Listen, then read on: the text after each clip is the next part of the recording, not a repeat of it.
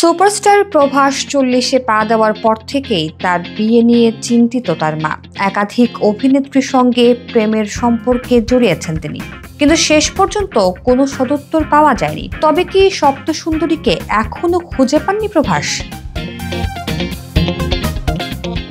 নিত্যদিনই বিয়ের প্রস্তাব লেগেই রয়েছে। মাকেও কথা দিয়েছিলেন বাহুবলী শেষ করার পরেই বিয়ের পিঁড়িতে বসবেন তিনি, কিন্তু কি এমন হলো যে বিয়ের সিদ্ধান্ত থেকে সরে এলেন তিনি?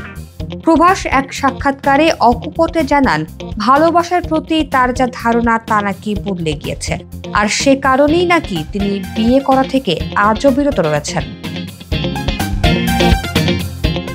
বাহুবলী ছবির সময় থেকে অনুষ্কা শেট্টির সঙ্গে নাম জড়িয়েছে দক্ষিণ অভিনেতা প্রভাসের। এমনও শোনা গেছে অনুষ্কাকেই নাকি বিয়ে করবেন তিনি। যদিও 10 বছর কেটে গেলেও বাস্তবে তেমন কিছুই হয়নি। তবে কেবল অনুষ্কা নন, আদিপুরুষ ছবির সময় অভিনেত্রী কৃতি শ্যাননের সঙ্গে নাম জড়ায় প্রভাসের, কিন্তু বক্স অফিসে ছবির ব্যর্থতার সঙ্গে সেই গুঞ্জনও চাপা পড়ে যায়।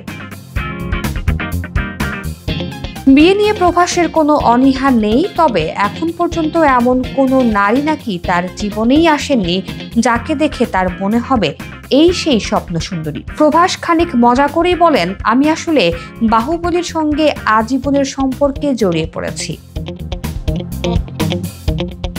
প্রভাস এও জানান, বিয়ে করার জন্য কেমন মানুষ চান নিজের জীবনে, আসলে সেই ধারণা স্পষ্ট নয় তার কাছে। তবে কি সালমান খানের মতো বিয়ে না করে থাকবেন এই অভিনেতা?